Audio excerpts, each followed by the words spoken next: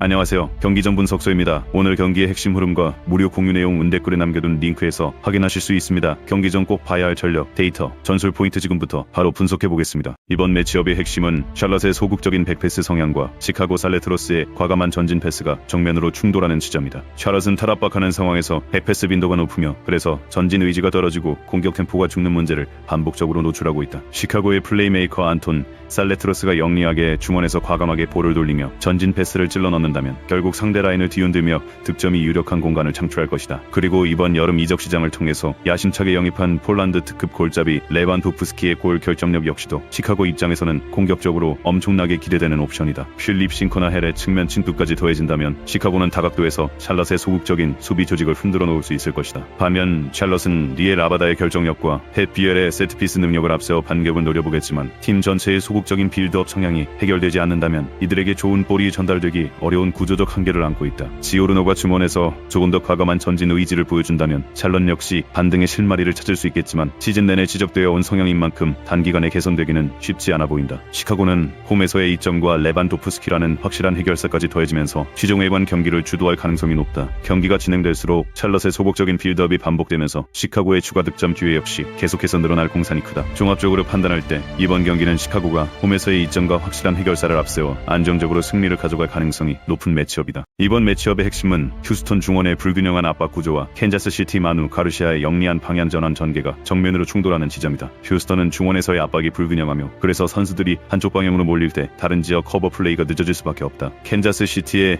에이스 마누 가르시아가 방향 전환 타이밍을 잃고 반대 전환 전개를 야무지게 시도한다면 결국 넓은 공간을 향한 오픈 찬스가 열리며 득점 기회가 만들어질 것이다. 그리고 캔자스시티는 상대 오프사이드 트랩을 절묘하게 뚫어낼 수 있는 라인 브레이킹 움직임이 탁월한 조벨리치를 보유하고 있기 때문에 순간적인 움직임으로 상대 수비 라인을 무너뜨리고 결정적인 득점 기회를 만들어낼 가능성이 높다. 칼빈 해리스가 이러한 흐름 속에서 침착하게 마무리를 담당해준다면 캔자스시티는 홈에서 다득점 승리도 노려볼 수 있는 상황이다. 반면 휴스턴은 에세키엘 폰세의 결정력과 마테우시 보구시의 창의적인 패스를 앞세워 반격을 노리겠지만 중원의 압박 불균형이 해결되지 않는다면 지속적인 위협을 만들어내기는 어렵다. 액토르 에레라가 풍부한 경험을 바탕으로 중원을 다잡아준다면 휴스턴 역시 안정감을 찾을 수 있겠지만 시즌 내내 지적되어 온 구조적 문제인 만큼 단기간에 해결되기는 쉽지 않아 보인다. 캔자스시티는 홈구장의 이점과 안정적인 후방 빌드업까지 더해지면서 시종일관 경기를 주도할 가능성이 높다. 경기가 진행될수록 휴스턴의 중원 밸런스 문제가 반복적으로 노출되면서 캔자스시티의 추가 득점 기회 역시 계속해서 늘어날 공산이 크다. 종합적으로 판단할 때 이번 경기는 캔자스시티가 홈에서의 이점과 전술적 우위를 앞세워 안정적으로 승리를 가져갈 가능성이 높은 매치업이다. 이번 매치업의 핵심은 샌디에고의 느린 좌우 스위칭 타이밍과 미네소타 페레이라의 민첩한 전환 패스가 정면으로 충돌하는 지점이다. 샌디에고는 좌우 스위칭 시 타이밍이 느려 터져서 공격 템포가 자주 끊기는 구조적 문제를 안고 있다. 미네소타의 플레이메이커 호아킨 페레이라가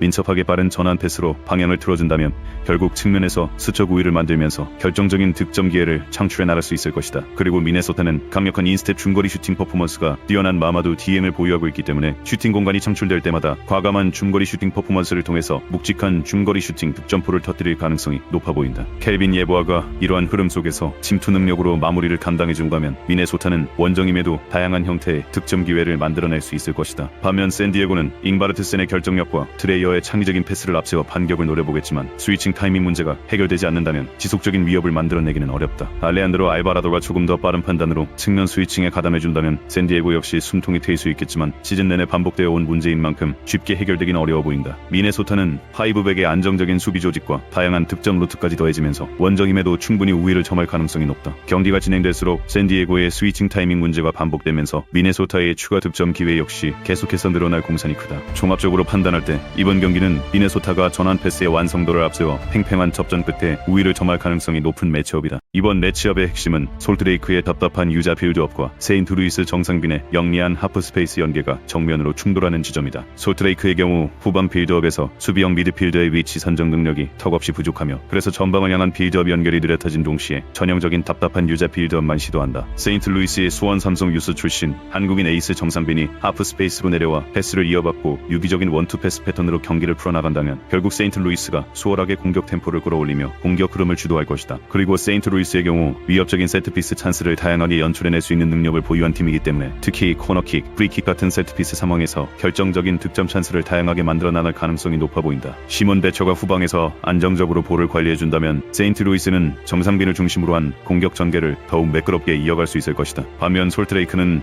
디에고 루나와 세르지 솔란스의 개인 기량을 앞세워 반격을 노려보겠지만 후방에서부터의 답답한 전개가 해결되지 않는다면 이들에게 좋은 볼이 전달되기 어려운 구조적 한계를 안고 있다. 스틴 스피어링스가 중원에서 조금 더 과감한 전진 패스를 시도해준다면 솔트레이크 역시 숨통이 트일 수 있겠지만 시즌 내내 반복되어 온 문제인 만큼 쉽게 해결되기는 어려워 보인다. 세인트루이스는 홈에서의 이점과 세트피스 활용 능력까지 더해지면서 시종 일관 경기를 주도할 가능성이 높다. 경기가 진행될수록 솔트레이크의 빌드업 정체 현상이 반복되면서 세인트루이스의 추가 득점 기회 역시 계속해서 늘어날 공산이 크다. 종합적으로 판단할 때 이번 경기는 세인트루이스가 홈에서의 이점과 전술적 우위를 앞세워 안정적으로 승리를 가져갈 가능성이 높은 매치업이다. 이번 매치업의 핵심은 콜로라도의 느린 세컨드 라인 커버와 오스틴 우주니의 니어 포스트 침투 능력이 정면으로 충돌하는 지점이다. 콜로라도는 전방 침투 시 세컨드 라인의 커버가 느려져졌으며 그래서 상대의 날카로운 역습 패턴에 쉽게 당하며 무너지는 경향이 있다. 오스틴의 에이스 미르토 우주니가 역습 타이밍을 잡아 하프라인에서 전진한다면 결국 콜로라도의 허수아치 같은 수비 조직이 쉽게 흔들리면서 와르르 무너질 공산이 커 보인다. 그리고 오스틴은 특히 코너킥 상황에서 니어 포스트를 향해 런닝 점프에 들어가면서 중간에서 헤더로 잘라먹는 세밀한 패턴이 굉장히 위협적이기 때문에 오늘 경기에서 코너킥 상황이 발생될 때마다 득점에 가까운 좋은 장면을 여러 차례 만들어낼 것으로 예상된다. 브랜든 바스케스가 이러한 흐름 속에서 확실한 마무리를 담당해준다면 오스틴은 원정임에도 다양한 형태의 득점 기회를 만들어낼 수 있을 것이다. 반면 콜로라도는 라파엘 나바루와 데론 야피의 개인 기량을 앞세워 반격을 노려보겠지만 세컨드 라인의 커버 문제가 해결되지 않는다면 오히려 역습을 자초하는 결과로 이어질 수 있다. 파와켄 아론슨이 중원에서 조금 더 안정적으로 경기를 조율해준다면 콜로라도 역시 숨통이 트일 수 있겠지만 세컨드 라인의 구조적 문제가 근본적으로 해결되지 않는다면 반복될 가능성이 높다. 오스틴은 세트피스 완성도와 역습 능력까지 모두 갖춘 만큼 원정임에도 충분히 승부를 걸어볼 만한 여건을 갖추고 있다. 경기가 진행될수록 콜로라도의 세컨드 라인 커버 문제가 반복되면서 오스틴의 추가 득점 기회 역시 계속해서 늘어날 공산이 크다. 종합적으로 판단할 때 이번 경기는 오스틴이 세트피스와 역습을 모두 앞세워 팽팽한 접전 끝에 우위를 점할 가능성이 높은 매치업이다. 이번 매치업의 핵심은 댈러스의 불안한 후방 압박 대응과 LA 갤럭시 전방진의 강도 높은 하이프레싱이 정면으로 충돌하는 지점이다. 댈러스는 후방 압박에 약해서 공을 빼내는 과정이 불안하며 그래서 상대가 적극적으로 압박 전술을 펼칠 때 쉽게 끌려간다. 조지프 페인트실을 비롯한 LA 갤럭시의 전방 지역에 배치된 공격진들이 높은 위치에서 하이프레싱을 강하게 걸어준다면 댈러스 선수들은 결국 위험 지역에서 치명적인 패스미스를 보여주는 등 실책성 플레이로 실점의 비비를 제공할 수 있다. 그리고 LA 갤럭시는 코너킥 찬스가 발생될 때마다 반대쪽 파포스트로 침투해 들어가는 제공권 높은 선수들을 적극적으로 활용하면서 위협적인 득점 장면을 창출 가능한 세트피스 전략을 다수 보유하고 있기 때문에 오늘 경기에서도 코너킥 상황이 발생되면 자신들이 유리한 방향으로 경기 양상을 만들어 나갈 가능성이 높아 보인다. 마르코 로이스가 이러한 압박 상황 이후 곧바로 결정적인 킬패스를 배급해준다면 LA 갤럭시는 다양한 형태의 득점 기회를 만들어낼 수 있을 것이다. 반면 댈러스는 페타르 무사의 결정력과 패트릭슨 델가도의 개인 돌파를 앞세워 반격을 노려보겠지만 후방 압박 대응 문제가 해결되지 않는다면 지속적인 위협을 만들어내기는 어렵다.